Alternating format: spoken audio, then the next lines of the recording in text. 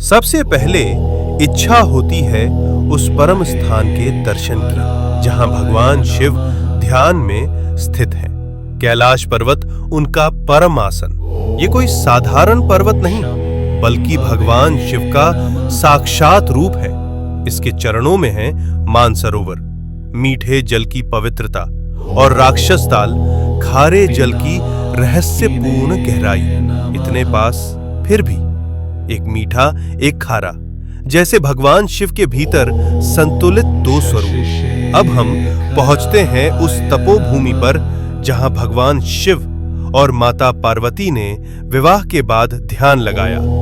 ये है आदि कैलाश, उत्तराखंड के ऊंचे हिमालय में स्थित, जहां आज भी उनकी ध्यान ऊर्जा का कंपन महसूस होता है। यही है गौरी कुंड और पार्वती सरोवर।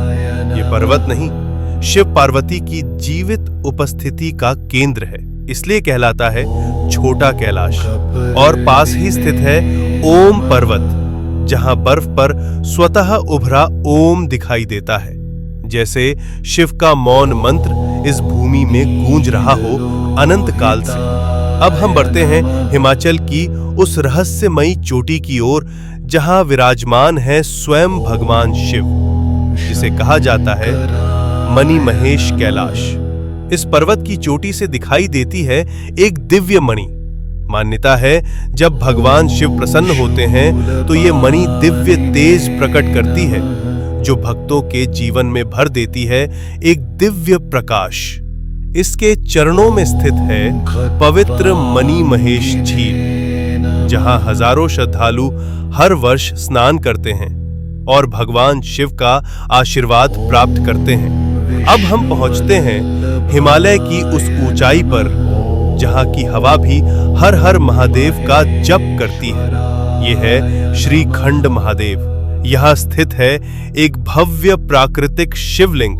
यहाँ तक पहुंचने का मार्ग अत्यंत कठिन, लेकिन कहा जाता है जिसे स्वयं भगवान शिव बुलाते हैं वही इस दिव्य शिखर तक पहुंच पाता है। श्रीखंड महादेव केवल एक शिवलिंग नहीं, ये है भगवान शिव का हिमालयी सिंहासन।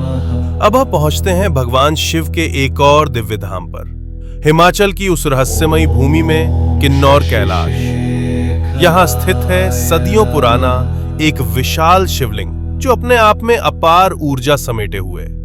और कहा जाता है यात्रा के दौरान कई भक्तों को ब्रह्म कमल के दर्शन भी हुए हैं। ओम नमः शिवाय।